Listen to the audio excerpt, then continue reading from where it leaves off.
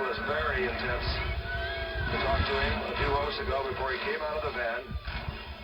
And his total concentration now is getting that bike off the approach ramp and onto the landing ramp. And he's not hesitating. He'll go.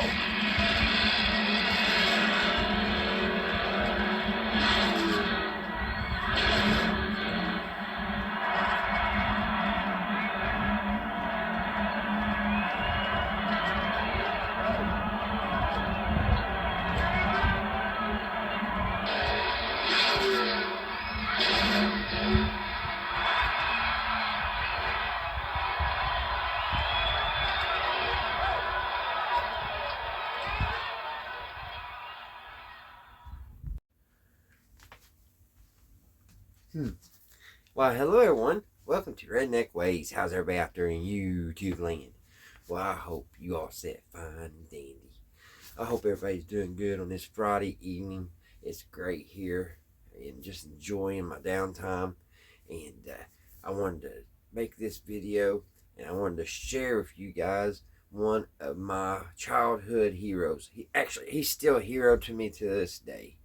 And that is the one and only Evel Knievel. Yes, Evel Knievel. We're going to watch a few of his jumps. He was doing jumps right up the road from me in Cincinnati, Ohio back in '75, a year after I was born, so I missed that one. But I seen every one of them on TV, and he is a true American hero. And what's got me pumped up by Evel Knievel today is I found something amazing. And I'm going to share it with you right here before we watch a few of his jumps. And that is, guys, I went to the flea market today and sitting on the table in front of me, I looked down and first I caught the eye of that motorcycle. And then I looked down and I seen Mr. Knievel himself right there. Then I got looking a little bit closer and it was Evel's autograph. Can you believe that? And so I got looking a little bit closer, and I was like, I asked the lady, I said, what do you want for this? And I figured they say $15, $20, right? She said $1. Can you believe somebody would sell Evel Knievel's autograph for $1? I don't think she knew what she had, guys. But I got Evel Knievel's autograph right here signed. This is back in 98. This is a year after he had his back surgery, like his 17th back surgery. And you know he had to be in a lot of pain when he was sitting here autographing on this day. But this was up at CMC, California Motorcycles. And they made, I think they made 50 of these special edition bikes. Here, let me turn that light on so you guys can see this real good. They made, I think, 50 of these. And I think they was going for $25K. And they're probably, what, $100K now? I don't know. But it's unfortunately, it was autographed to somebody named Tony. But I don't care. And it says, Happy Landings. That's what he always puts on his fenders back here. And Evel Knievel, 98. And I think somebody got this signed and stuff for somebody for a Christmas present because there's like this little clipping down here in the bottom. Merry Christmas.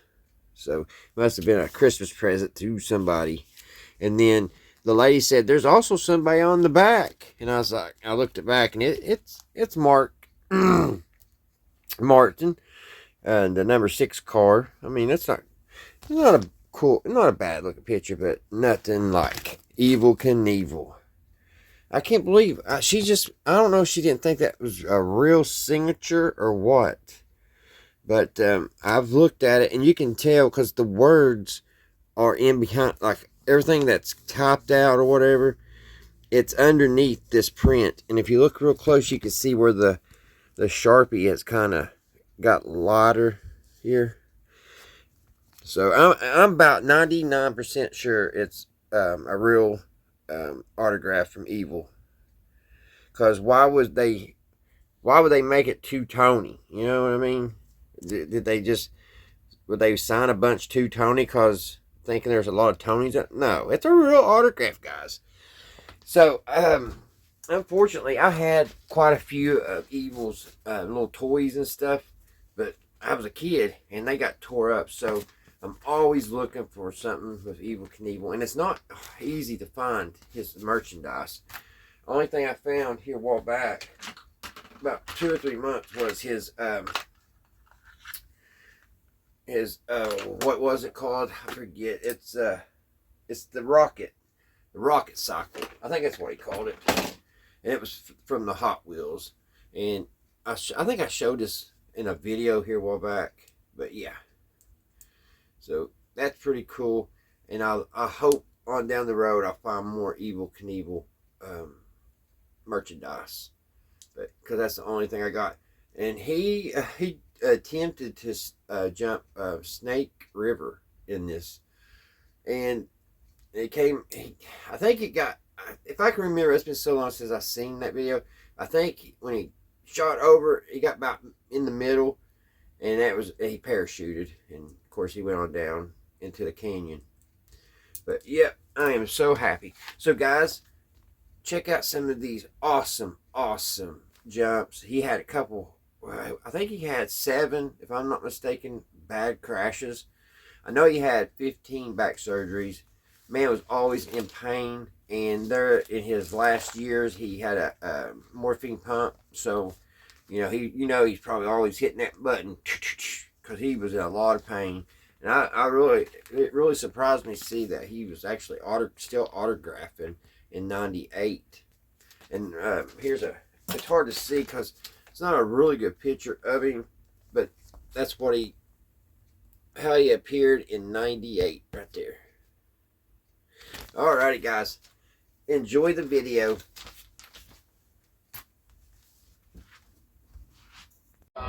Motorcycle mechanic who has worked a great deal on Evel's bikes over the years. It's really difficult to say for sure whether Evel will go on this run or not. A man from Butte, Montana. Began a life that could have led to imprisonment. He admittedly was a bad kid, as he puts it, and all of a sudden he said, I knew that the way I was going, I had to change, or I was in for a lot of trouble. Started out as a professional semi-pro hockey player, went into rodeo work, went into daredevil tricks, and we cannot tell you whether he will go this time or not. No, he pulls up, and he will not go this time again. One more look. Of course, he has had many successful jumps, but he has had many that have not been so successful. There was a time in Carson City, Nevada, when he nearly suffered fatal injuries. And then, of course, that memorable jump at Caesar's Palace in Las Vegas in 1968. The thumb went up, indicating that this time it will be go.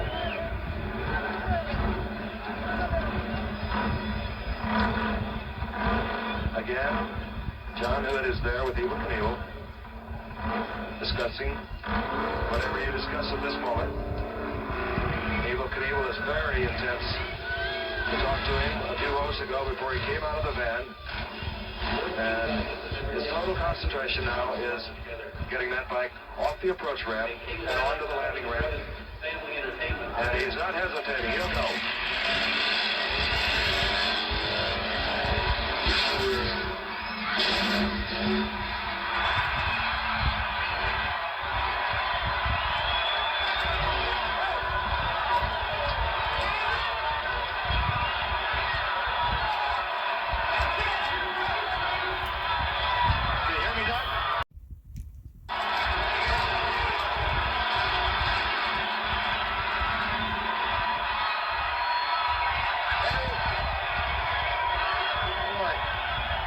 The motorcycle right now, Frank.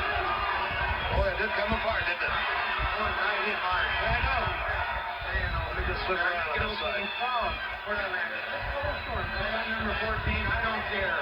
Just a little short. You did it. That's the way it is. I almost came over backwards, but I'm walking away from it. Great show, lady. Can we talk to you about your thoughts? Yes. We can just turn you around to our handheld here. All I can tell you is that thank you. You know, I landed on number 14. I didn't get all the way across it. This motorcycle is the finest machine in the world as far as I'm concerned. It broke in half, but it held me up, and all I can say is thanks to number 1, thanks to Harley Davidson. You've been so good to me through the years. I would like to tell all of you something, though, that I want you to take on a serious thought. You saw this motorcycle with the front end high in the air, and if a man is a real professional, he has to realize that he cannot go beyond the point of no return, and a motorcycle is not an airplane. It doesn't have wings on it. I am going to continue to perform throughout this country and throughout the world with my sons, and I hope that I'll be successful at doing it. But as far as I'm concerned, I have jumped far enough. Today, I'm going to walk away from here with you, and I hope to come back and see you here at Kings Island again. And I hope to walk back and walk away again for year after year after year. And I feel that's being a professional. That's what I'm going to do. Evel, you have to be a little bit relieved. I know how tight you were, how tense you were, although you made some really good practice attempts this afternoon. We're going to take a look at it on the replay, and you perhaps tell us where it went right, where it went wrong. It never goes wrong when you make it, does it? Well, Frank, you can see here the whole side of the motorcycle is busted up, and when I came off the takeoff, I was a little bit crooked. I tried to get straightened up.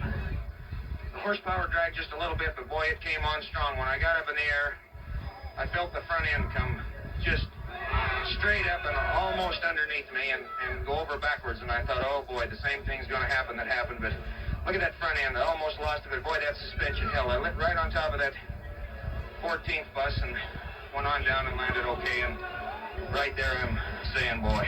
We'll take another angle, another look at it from another angle, Evel, and I don't think I've ever had the front end so high, Frank. You and I'll see it, but at least our audience can see it. And it probably was the highest you've ever had that front end with If I'd have got another 3 feet, it looped over backwards on me, so I'm glad it came down when it did. You know, I hit the takeoff ramp. Roger Raymond is my tuner.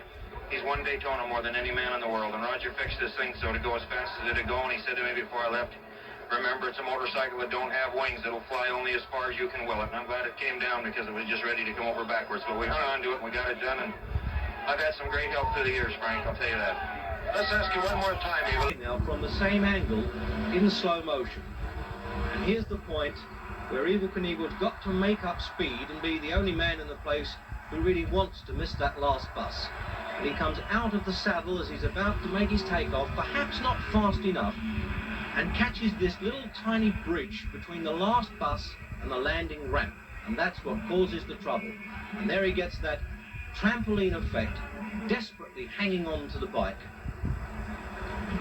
Somersaults over rather painfully, obviously, and this attraction, this magnetic attraction between man and machine. He's going away and the bike is following him, and he's trapped by it, and there's obviously, this is what's caused the injuries, and his legs trapped underneath the bike.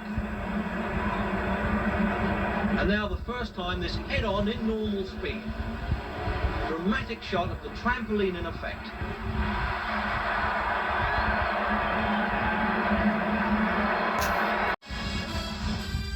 New Year's Eve, 1967, and Knievel's jump was the big draw in town. Jay Sarno Jr. was the son of the Caesars owner and witnessed the jump firsthand. What struck me most about the oddity of that day was seeing this unbelievable crowd, this huge number of people standing anywhere there was an open place to stand. Thousands converged on Caesars to watch the jump, the likes of which had never been attempted before. For Knievel, this was the jump he believed would make him a superstar. A phenomenal leap over 140 feet, his longest jump yet.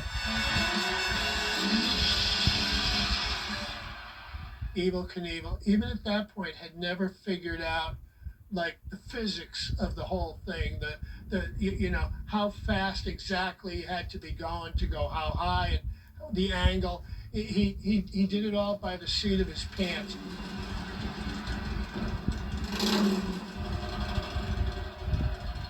2 p.m., he began the jump that would make him a legend.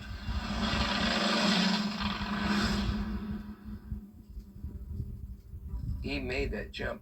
It just seemed like he turned and he was in the air.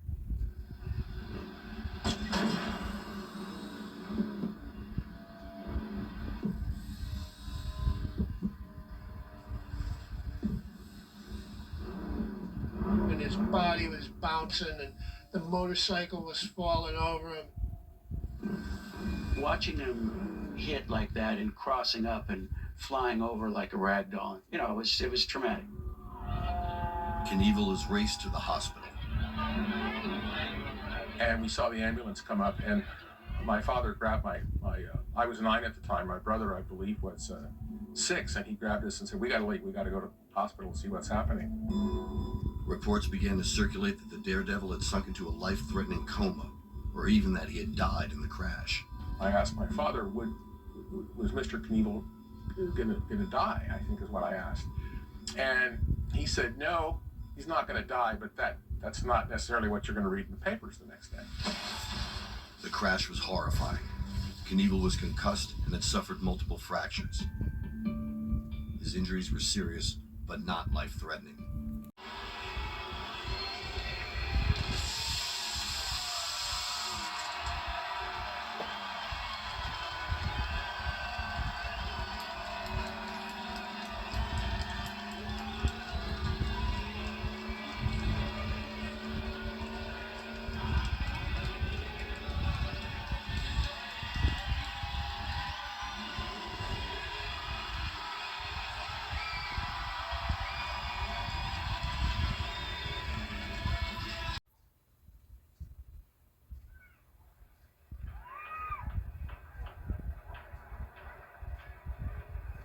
The Kings Island Family Entertainment Center, located just outside of Cincinnati, Ohio, is jam-packed with people who have come to watch Evel Knievel, the professional life risker, the daredevil, however you like to say it. Evel Knievel, out of retirement, and they have come from all parts of the country. They're in campers, they're in trucks, they're on motorcycles, they're on pickups, and they have watched as Evel Knievel make practice jumps this afternoon over 10 Greyhound buses. His jump this afternoon, perhaps one of the longest of his life, is going to be over 14 Greyhound buses. An enthusiastic crowd, as you always have whenever Evel Knievel is there. It's a happening. The weather, well, it has not been good. It's cloudy, it's overcast, it's windy, it's gusty, and last night it rained, and there was a threat for a moment that jump would not take place. Hello, I'm Frank Gifford. Back with you. Action.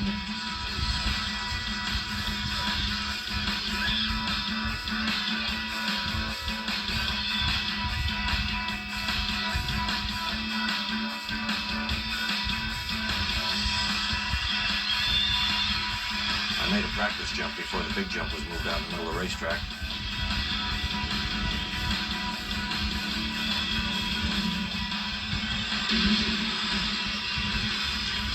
And almost tore the rear wheel off of the motorcycle.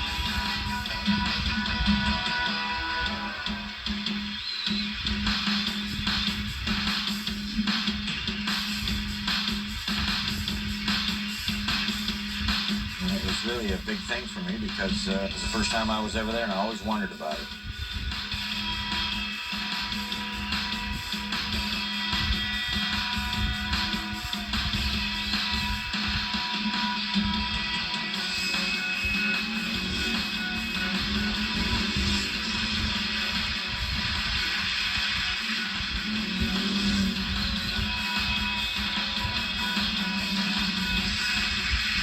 It was just a great experience for me. It's just something that's very memorable to me, something I always remember.